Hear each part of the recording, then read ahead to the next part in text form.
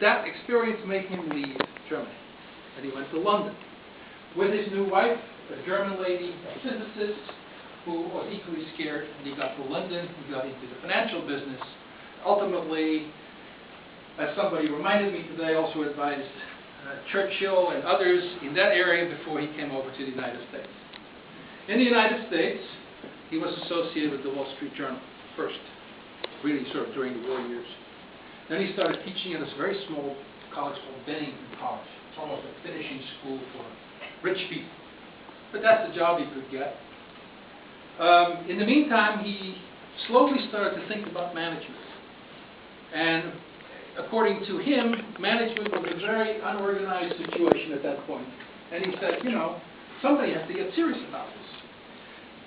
He actually asked somebody in General Motors, can I come for half a year and just go all the way through your corporation and just study what goes on?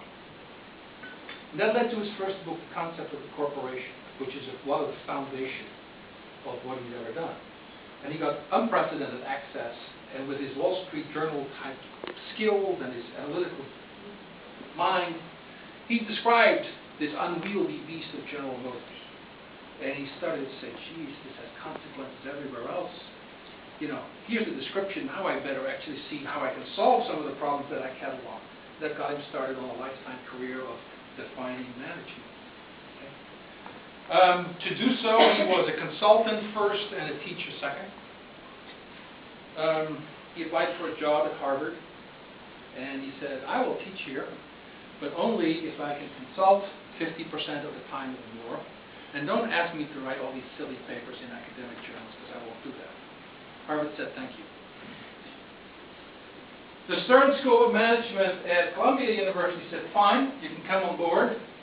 They never gave him tenure, which is the supreme honor of a faculty member in the United States, because he, quote, didn't publish enough in academic journals.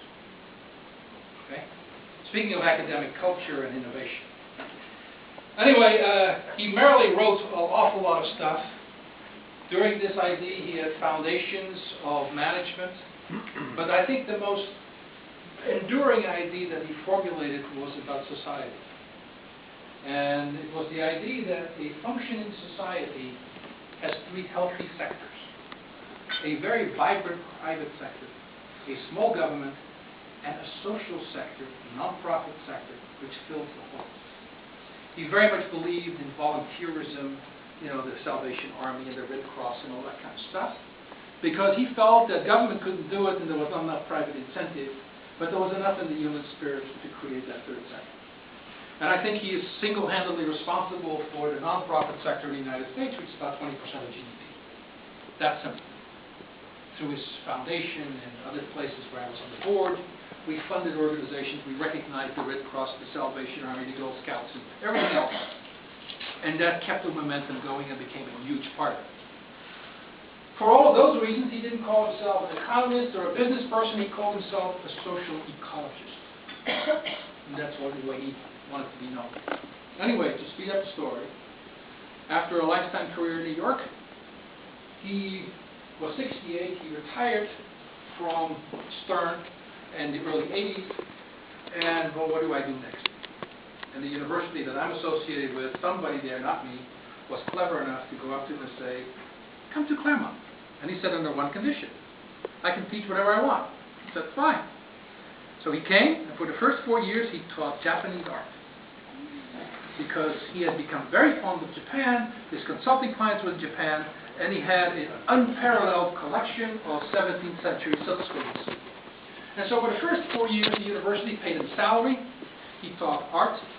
They never mentioned the word business. After 4 years, one of the trustees came up to him over a cocktail hour and said, would you mind if we used your name and started a little school? And I think it was his third glass of wine, and he said, okay. And so in 1976 was the birth of the Drucker Center, which was founded originally, he said, only one reason. You're only going to educate senior executives. Don't give me undergraduates, don't give me MBAs, sorry, MBAs. I want senior executives because I think that's where my ideas and what I do makes the most impact. So our school got founded on executive education. So what I inherited in 2000 was a school that had a larger executive program than an MBA program. It was functioning, but it didn't have major endowments or anything to guarantee things. And I was worried.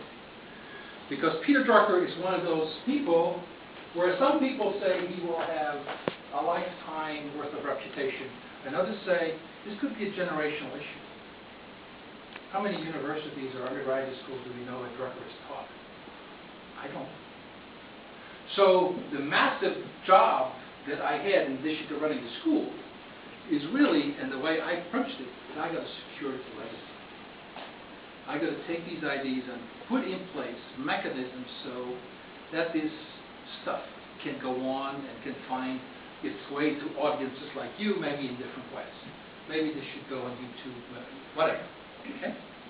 So the job I had was essentially building a foundation for this, and that led to a fundraising campaign that led to me getting to know Masatoshi Ito, whose son had gone to the school. He himself was the owner of 7-Eleven worldwide with 26,000 stores on the Fortune billion list. Doesn't speak a word of English, but I got to know him, and he ended up giving us $25 million because he was a friend of Peter. And I talked to a lot of other friends of Peter, and they chipped in $1 million here and $1 million there. Before you know it, that's real money. So that's how we built the foundation for the school. And what essentially we're doing next Saturday, or next 7th of November, is celebrate what would be its 100th year. And there's a lot more fundraising and a lot more stuff going on. And we will have an amazing gathering of individuals coming from around the globe to celebrate this. All people who either knew Peter or worked with him. 2 weeks ago, Clinton gave a major speech in New York. We will have the chairman of Procter & Gamble, A.G. Lafley, who's heading our campaign. We will have government figures. We'll have people from entertainment, with Jim Collins there, who has written about Peter and with Peter. So it's going to be a magical moment. And hopefully we will have the next step. My successor is also pretty good at fundraising. Hopefully we're going to have another building or another something in all of this. But the key of the whole process is the building of an infrastructure around the world to keep Peter's ideas and legacy alive. And so all of his materials are being digitized as we speak. We have started a Drucker Institute, which is attached to the school right now with 5 full-time professionals, that is building societies around the world, that is giving management materials, advanced management courses, and all that kind of stuff out. And so I think we're well on the way. This probably was the most rewarding thing that I've ever done in my life, to be with Peter. And to sort of give a couple more lighter notes on this, Peter obviously would give speeches lots of places, and I would go along as the dean, and I would do what Emmanuel did so kindly for me, is provide an introduction. And Peter, who was already in his 80s or early 90s, would always be seated in a very comfortable chair on the podium. And next to him would be a plate with a donut. His wife, Doris, would not allow to have him donuts. And so my deal was, if you're on stage, he's mine, and I can give him a donut. I was in perpetual fights with his wife. He loved his donut, and so he would happily crawl onto that stage and get up after his donut. And then I would give my introduction. Here's the father of the management, and I was the dean of the school, and technically, of course, Peter worked for me because he was a faculty member. So I would get through this very lofty thing, and he would say, "Thanks, boss." So that made me feel kind of fun, you know, to be called boss by Peter Drucker. Anyway, he would then also make all wonderful remarks and then grab the audience and do something great. I was honored to literally take him to the White House, where he received the Presidential Medal of Freedom of President Bush, and it was a wonderful experience, just his immediate family and myself. And so we had some very close moments in life. And I miss him dearly, but the good news is that his legacy is living on, brilliant, as more brilliant as ever. And there's so many people rowing that boat. It's really valuable. So, any questions that I can answer about Peter, I'll be very happy to do.